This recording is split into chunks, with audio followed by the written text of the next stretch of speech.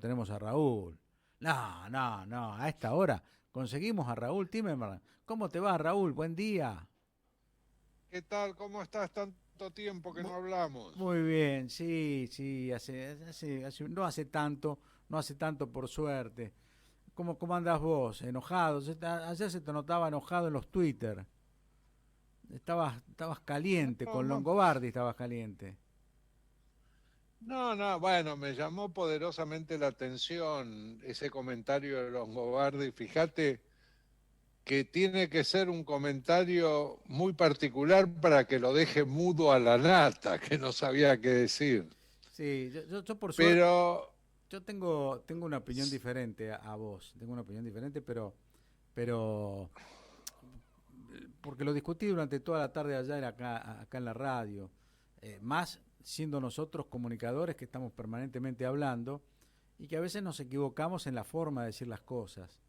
Eh, para mí. Él hace rato que viene denunciando que los gobiernos populistas se están volviendo autoritarios, no democráticos. Y creo yo que lo que estaba denunciando eso, que la forma del reseteo era que el gobierno populista termine como Venezuela, es decir, modificando leyes de elecciones, modificando... para mí que es lo que estaba denunciando él, y no un golpe de Estado. no, sí, bueno, puede ser. De cualquier manera resultaba confuso, digamos, no era Sí, sí, sí. totalmente claro.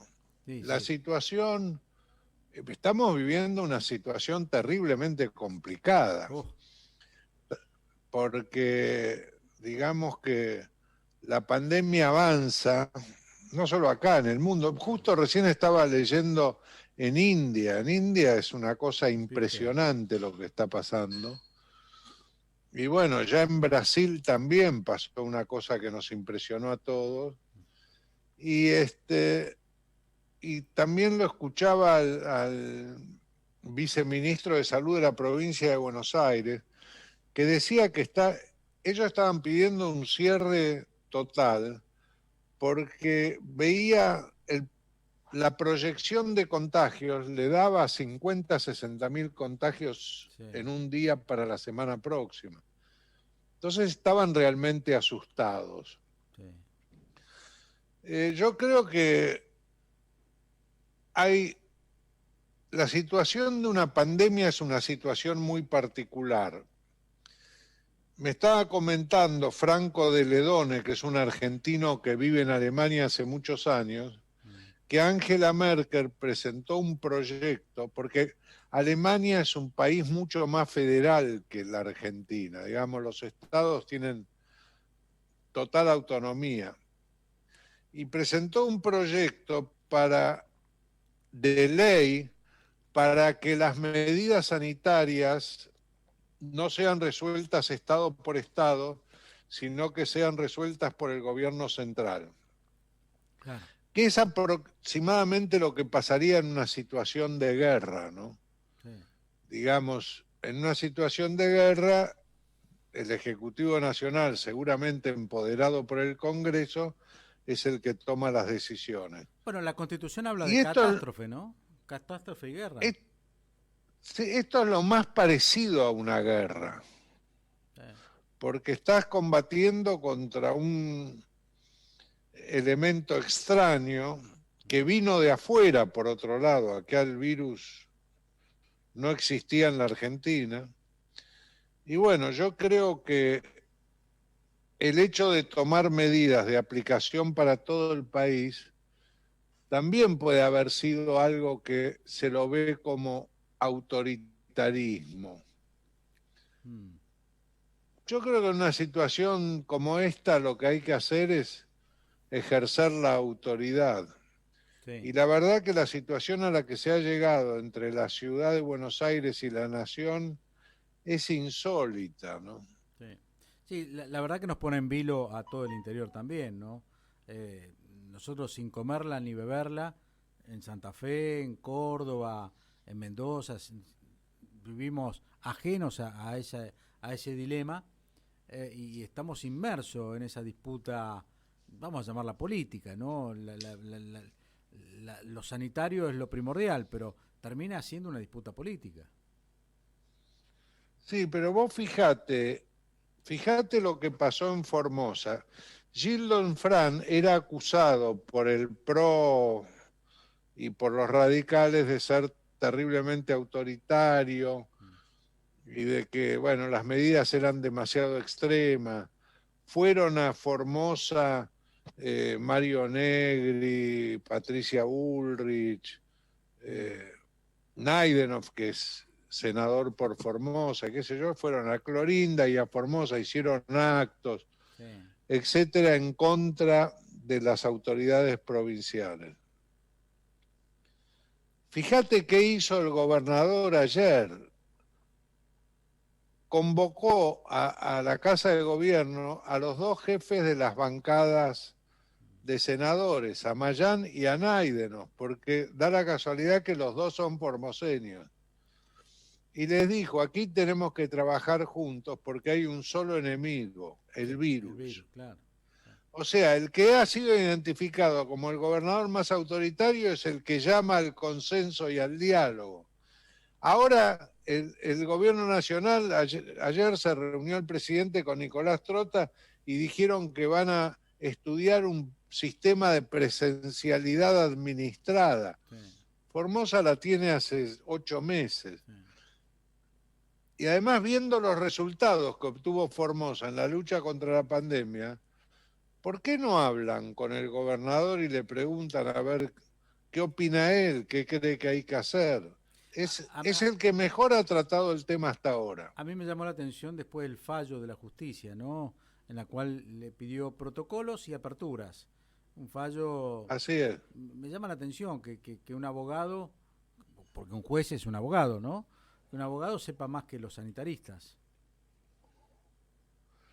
Sí, ahí hay un tema. Vos fijate que hace años que la política está judicializada y ahora pasa a estar la salud judicializada.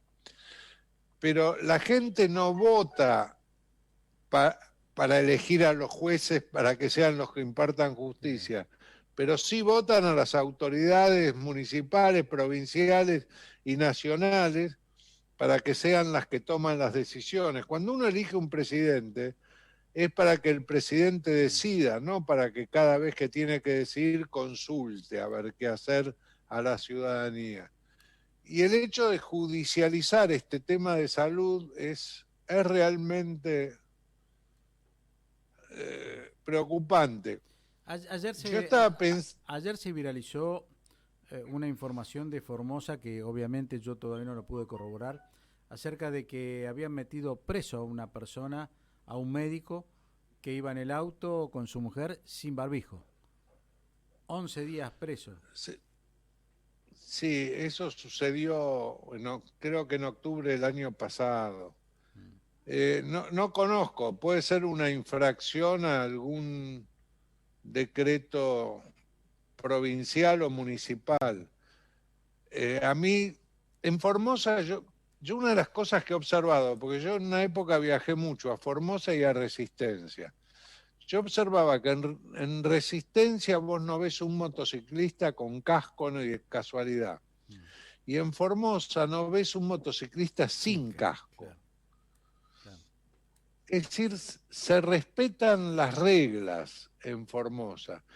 No conozco el caso de este médico, debe ser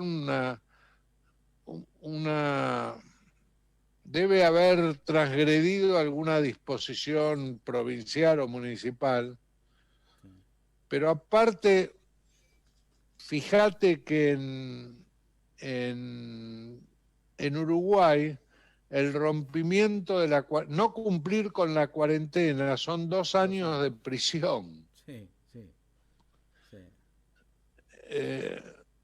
Es muy difícil saber qué hay que hacer en situaciones donde no hay experiencia previa. Sí, sí, sí.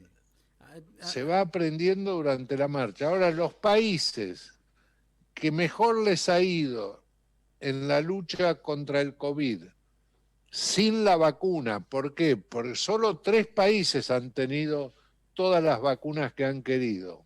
Sí, Israel, Estados Unidos y Gran Bretaña. No hubo ningún otro país que obtuvo todas las vacunas. sí. Es más, Israel ahora se quiere desprender de 10 millones de dosis de AstraZeneca porque no las necesita, digamos. Y con los otros proveedores está completo. Pero los que le ha ido bien sin usar la vacuna, cuando la vacuna todavía no estaba disponible, son Australia, Nueva Zelanda, Japón, Vietnam y Tailandia. Son esos 5 países a los que mejor le fue en el tratamiento de la pandemia. Y esos países, ¿qué dispusieron respecto a la escolaridad presencial? La disposición era, cuando el nivel de contagios aumenta, las clases pasan de presenciales a virtuales. Y cuando el nivel de contagios empieza a descender, las clases pasan de virtuales a presenciales. Y tenían una situación intermedia que era una presencialidad mixta. Iban día por medio, hacían un día virtual, un día presencial en grupos, dividían en 2 grupos. Bien, eso es una política que les dio resultado. Yo estoy de acuerdo con la decisión que tomó el presidente de que los casos en el AMBA están aumentando, lo estamos viendo, tenemos una cantidad de casos que nunca tuvimos antes, pasar a la parte virtual. No es que no hay educación que es virtual en lugar de ser presencial. Ahora bien, ¿cómo fue decidido? ¿Cómo fue comunicado? La verdad yo hubiera preferido el sistema anterior donde cita a Axel Kicillof y a Rodríguez Larreta, donde hablan previamente, donde toman una decisión de conjunto y en última instancia el presidente les dice, mire, si no tenemos acuerdo, la decisión que voy a tomar yo es esta. Hubiera preferido eso. Hubiera preferido que el presidente cuando lo anuncie con su equipo de gobierno y no solo, con rostro cansado, ojeroso. Y todavía, Hubiera preferido que todavía con el síndrome post-COVID, ¿no es cierto? Porque él, aunque haya sido asintomático, ya que tenía las 2 vacunas, el síndrome post-COVID te aparece, ¿no? Para los que seguramente. tuvimos COVID. Pero por otro lado, también hubiera preferido que cuando se grabó esos 18 minutos, en algún momento de la grabación, alguien del equipo de comunicación hubiera dicho, corten, presidente, esto hay que volverlo a grabar, porque esto no se puede decir. Es decir, menos improvisación, más profesionalismo. Sí. ¿Qué es lo que muestra Horacio Rodríguez Larreta? Muestra un mayor grado de profesionalismo en la forma como encara la comunicación. Primero, cuando él habla, habla con todo su equipo. Tiene perfectamente delimitado qué va a decir y en base a qué argumentos. Y lo dice con mucha claridad. Y por otro lado, habla para toda la sociedad, no habla solo para los suyos. Indudablemente hubo un mensaje, digamos, de posicionamiento respecto a la línea dura Macri-Patricia Bullrich, sí, diciendo yo también me puedo plantar, a pesar de que tengo responsabilidad de gobierno y corro riesgos altísimos que ustedes, Macri, Patricia Bullrich, desde el llano pueden decir lo que quieran, no tienen riesgo político. Ahora bien, yo decido que haya clase. ¿Y qué pasa si hay que internar a 300 chicos y 5 se mueren en terapia intensiva? ¿Quién se hace cargo de eso? Va a ser él. O sea, ha corrido un riesgo enorme y le hubiera resultado mucho más sencillo decir, bueno, dado que el presidente sacó este decreto de necesidad de urgencia, estas 2 semanas nosotros lo vamos a acatar y durante estas 2 semanas voy a tener todas las charlas necesarias para que en el futuro sea diferente. Eso lo hubiera dejado a salvo de que le tiren la responsabilidad sobre una desgracia que pudiera ocurrir. Y como sabemos, las desgracias siempre pueden ocurrir, ¿no? Sí, más con esta cantidad de casos. Es algo que efectivamente el año pasado lo venía diciendo hace un ratito, ¿no? De algo tenemos certezas, de que no sabemos nada, ni nosotros, ni los médicos, ni los sanitaristas, de cómo se comporta este virus. A veces parece ser que nosotros estamos en la tercera ola. Si te buscas Es verdad, si buscas porque la en tabla, enero, a claro, principio de enero, y no se hizo casi nada porque se abrió enero, se abrió y la gente se fue de vacaciones. Igualmente la curva bajó enero, final de enero, febrero. Es decir, nadie sabe cómo se comporta, porque se dio libertad en enero y estábamos en el pico después de las fiestas, los primeros días de enero, en un pico de 18.000, 19.000 casos. Así que estamos en la tercera ola y todas las proyecciones matemáticas que me daban el año pasado, que íbamos a 5.000, a 10.000, a 50.000, que no iba a haber ni media cama, no se dio. O sea que las proyecciones matemáticas tampoco son buenas para esto.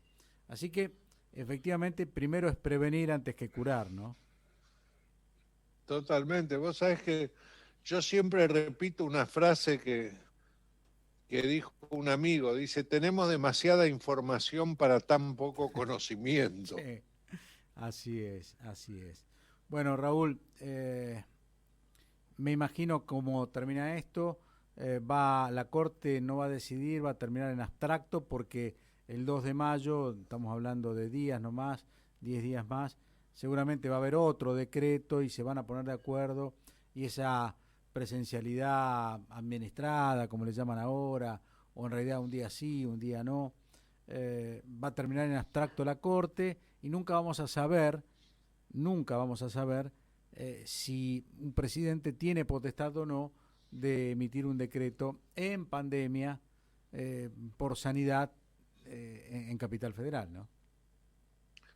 Sí, bueno, yo recuerdo cuando la vicepresidenta hizo girar a la Corte el pedido de que resuelva sobre si Sí, eran válidas las reuniones virtuales del Senado. Y la sí. Corte le contestó, el reglamento de funcionamiento del Senado es Es una cuestión suyo, del Senado, claro, no es un tema nuestro. claro, Y yo creo que el tema, sí, pero le dice, el reglamento de ustedes, en realidad, si después viene a la Corte, porque alguien no lo quiere, ahí lo vamos a analizar. O sea, no le dijo ni que sí ni que exactamente, no. Claro. efectivamente.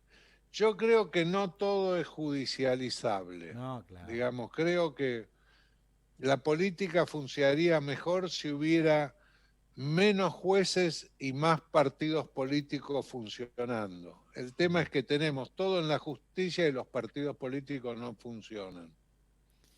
Gracias, Raúl. Muchísimas gracias. No, al contrario, Gustavo, mucho éxito y que tengan muy buen fin de semana. Igualmente.